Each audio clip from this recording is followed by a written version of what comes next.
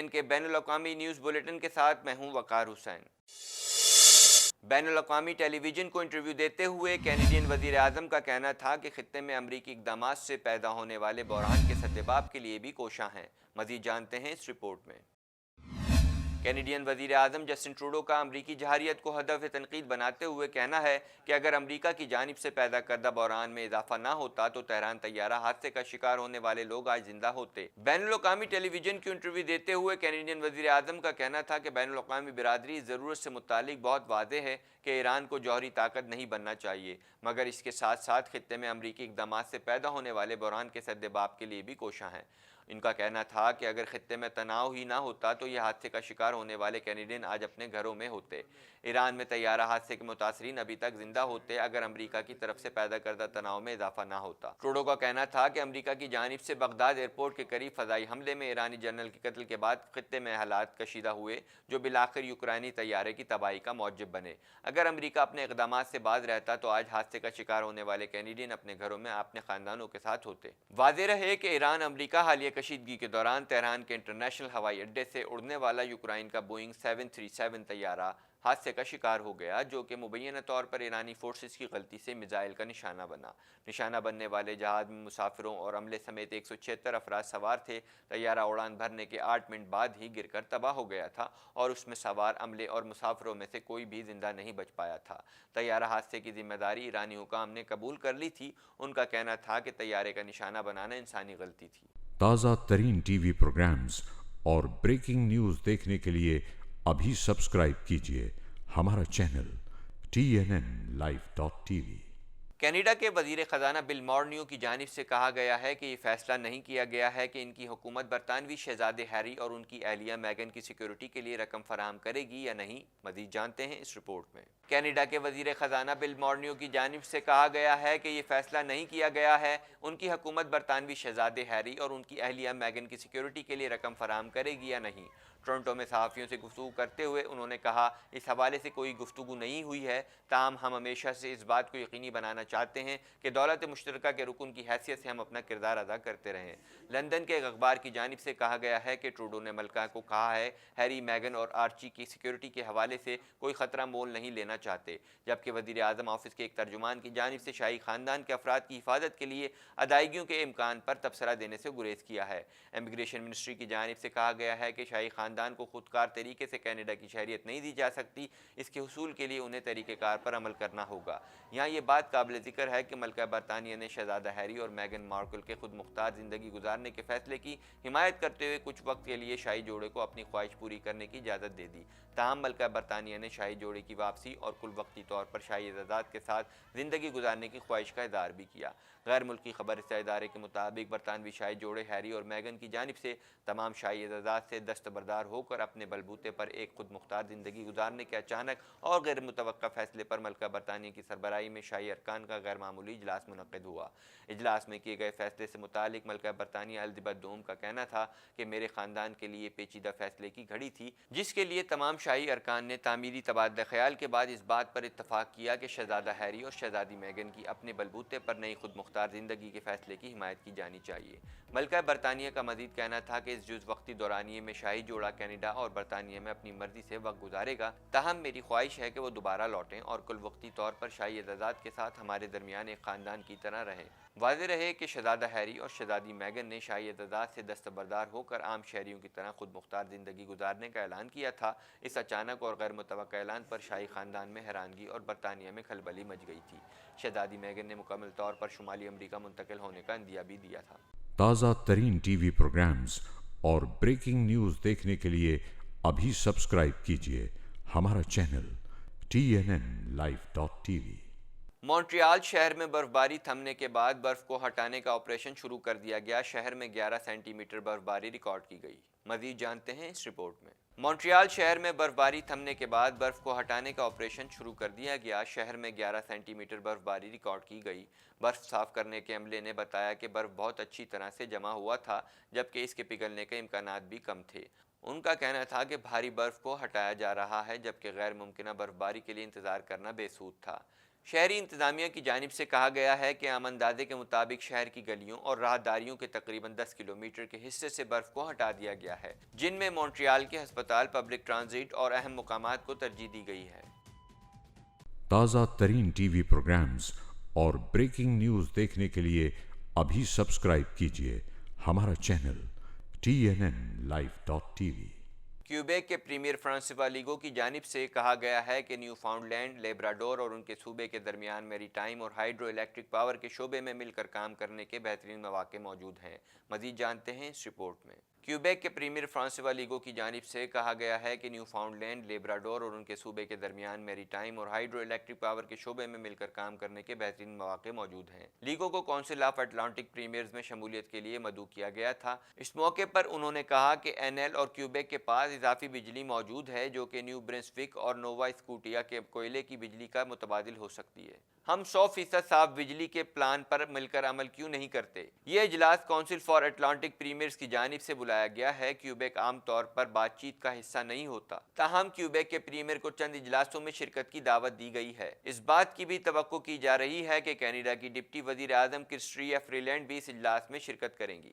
تازہ ترین T V programmes اور breaking news دیکھنے کے لیے ابھی سبسکرائب کیجیے ہمارا چینل TNNLive.tv۔ کینیڈا کے شہر ٹورنٹو میں ایرانی کینیڈین کی جانب سے ایران میں حکومت کے خلاف مظاہرہ کرنے والوں سے اظہار یکجہتی کیا گیا۔ مزید جانتے ہیں اس رپورٹ میں۔ کینیڈا کے شہر ٹورنٹو میں ایرانی کینیڈین کی جانب سے ایران میں حکومت کے خلاف مظاہرہ کرنے والوں سے اظہار یکجہتی کیا گیا۔ ایرانی حکومت کے خلاف کیے جانے والے احتجاج میں ایرانی کینیڈین نے بڑی تعداد میں شرکت کی۔ ٹورنٹو میں مظاہرین ایران میں حکومت کی تبدیلی اور جمہوری نظام کی تنصیب دیکھنا چاہتے ہیں۔ مظاہرین کی جانب سے کہا گیا ہے کہ وہ ایرانی حکومت کے اقدام کے خلاف شدید غم و غصے کی کیفیت میں ہیں۔ ان کا کہنا تھا کہ لوگ اب بہت تنگ آ چکے ہیں اور اب مزید خاموش نہیں رہ سکتے۔ اس موقع پر مظاہرین کی جانب سے ہم ایران میں بغاوت کی حمایت کرتے ہیں کہ نعرے لگائے گئے۔ واضح رہے کہ ایران میں یوکرینی طیارہ مبینہ غلطی سے نشانہ بنائے جانے کے اعتراف کے بعد شدید مظاہرے جاری ہیں، جن میں حکومت سے استعفے کا مطالبہ کیا جا رہا ہے۔ تازہ ترین ٹی وی پروگرامز اور بریکنگ نیوز دیکھنے کے لیے ابھی سبسکرائب کیجیے ہمارا چینل TNNLive.tv۔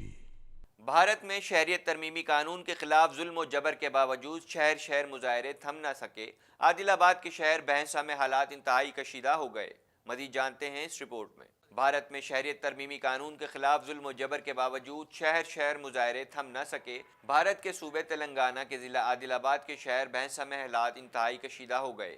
عادل آباد کے مسلم اقلیتی علاقے میں قتل و خون کا بازار گرم ہو گیا۔ علاقے میں مسلمان کسی اجتماع میں شریک تھے کہ ہندو انتہا پسندوں نے موقع کا فائدہ اٹھا کر مسجد پر دھاوا بول دیا، مسجد پر پتھراؤ کیا اور مؤذن کو تشدد کا نشانہ بنایا اور مسلمانوں کے گھروں کو جلا دیا گیا، جس میں تقریباً 35 گھروں کے جلنے کی خبر آئی ہے۔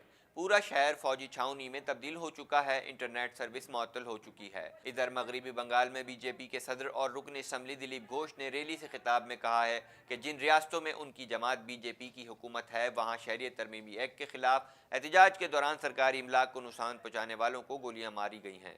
تازہ ترین ٹی وی پروگرامز اور بریکنگ نیوز دیکھنے کے لیے ابھی سبسکرائب کیجیے ہمارا چینل TNNLive.tv۔ امریکی ریاست مونٹانا میں ایک مسافر بردار طیارہ پرواز بھرنے کے کچھ ہی دیر بعد گر کر تباہ ہو گیا، جس کے نتیجے میں طیارے میں سوار 4 افراد ہلاک ہو گئے۔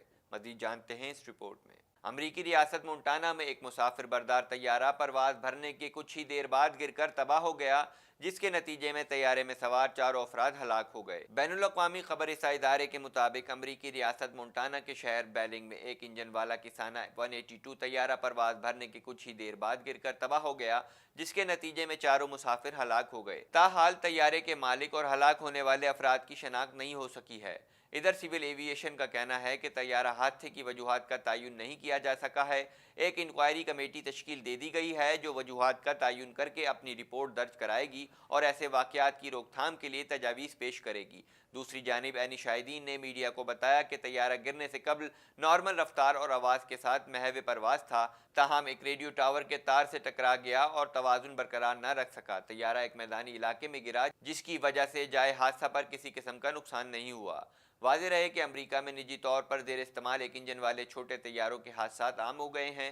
صرف گزشتہ ماہ 4 طیارہ حادثوں میں درجن سے زائد ہلاکتیں ہوئی تھیں، جبکہ رواں ماہ بھی یہ دوسرا بڑا واقعہ ہے۔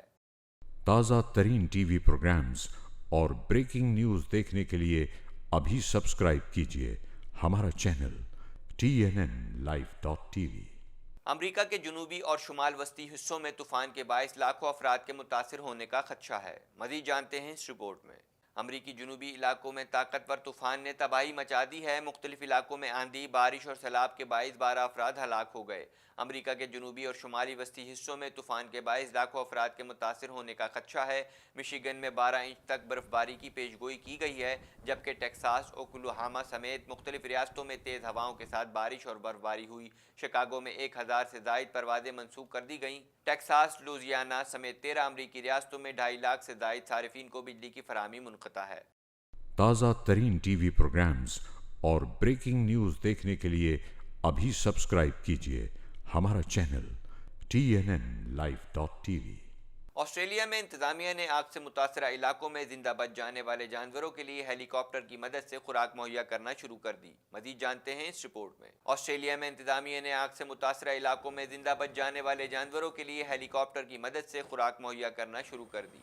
اس کام کو انجام دینے کے لیے ہیلی کاپٹر کے ساتھ ساتھ ہوائی جہاز کا سہارا بھی لیا جا رہا ہے۔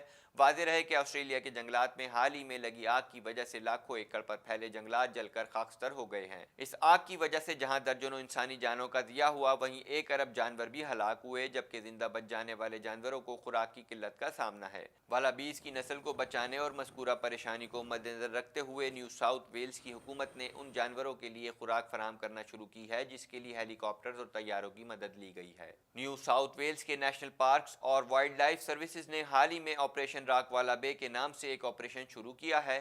انتظامیہ نے مختلف نیشنل پارک میں یہ آپریشنز کیے۔ اس دوران ہوائی جہاز اور ہیلی کاپٹر کی مدد سے شکرگندی، گاجر سمیت والابیز کی پسندیدہ سبزیوں کو جنگلات میں پھینکا گیا تاکہ ان کی خوراک کی قلت پوری ہو سکے۔ اس حوالے سے انتظامیہ کا کہنا ہے کہ انہوں نے اب تک 2200 کلو گرام تک کی تازہ سبزیاں جنگلات میں گرائی ہیں تاکہ یہ جانور انہیں کھا سکیں۔ ان کا کہنا تھا کہ والابیز کے علاوہ دیگر سبزی خور جانور بھی انہیں کھا کر زندہ رہ سکتے ہیں۔ نیو ساؤتھ ویلز کے وزیر ماحولیات میٹ کین کا کہنا تھا کہ زندہ بچ جانے والے جانور آتش زدہ علاقوں سے بھاگنے میں تو کامیاب ہوئے، لیکن ان کے لیے خوراک ذریعہ جنگلات ہی ختم ہو گئے ہیں۔ واضح رہے کہ ورلڈ وائلڈ لائف فنڈ نے اندازہ لگاتے ہوئے بتایا ہے کہ پورے آسٹریلیا میں آگ سے بالواسطہ اور بلا واسطہ 1 ارب 25 کروڑ جانور ہلاک ہوئے ہیں۔ تازہ ترین ٹی وی پروگرامز اور بریکنگ نیوز دیکھنے کے لیے ابھی سبسکرائب کیجیے ہمارا چینل TNNLive.tv۔ اب تک کے لیے اتنا ہی۔ مزید خبروں اور اپڈیٹس کے لیے دیکھتے رہیے TNN TV۔